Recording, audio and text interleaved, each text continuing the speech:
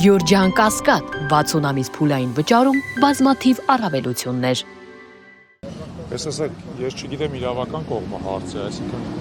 կոռուպցիոն խնդիր ինչքանով գոյություն ունի, ինչքանով գոյություն չունի,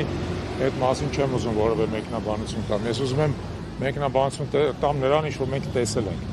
Տեսել ենք հետևյալը. գործող վարչախմբի պարագլխի կողմից անմիջական պատվեր ազգային ժողովի անդոնից, անմիջական քաղաքական պատվեր, այդ մեկ։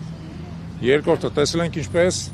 վարչախմբի տարբեր խոսնակներ, քաղաքացիական պայմանագրի տարբեր պատգամավորներ այդ պատվերից հետո միանում են, սկսում են միանգամից սպառնալիքներ տեղալ Գյումրու քաղաքապետի հասցեին։ Դա էլ ենք մենք տեսել։ Մենք տեսել ենք ոստիկանական բռնությունը ակնհայտորեն այսօր,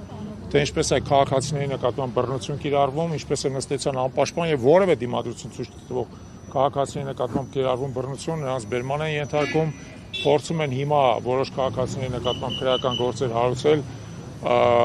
դիմադրության համար եւ այլն։ Եվ ես կարծում եմ, որ վարչախումբը այսպիսի գործողություններով փորձարկում է ընտրությունների նախապատրաստությունը։ Ես համոզված եմ, որ վարչախումբը գիտի, որ ինքը ընտրությունները պարտվելու է եւ փորձելու է ընտրությունների պարտությունը չեզոք հասնի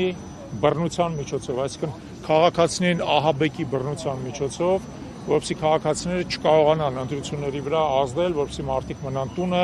չգնան ընտրությունների կամ ընտրությունների արդյունքները կեղծվեն, իրանք ստիպեն մարդկանց դրա հետ համակերպվել եւ այլն։ Իրանց խաղադրույքները շատ մեծ է, իրանց տերերը դրսում, Թուրքիայում կլինի, արևմտյան այլ երկրներում, որոնք դրան աջակցում են, կարծում եմ, որ այնքան են բարձրացրել խաղադրույքները, որ վարչախումբը որոշել է ամեն գնով իշխանությունը պահպանել։ Եթե իրանց պետք լինի գնալ արյունահեղության, չեմ կասկածում, որ կգնան արյունահեղության,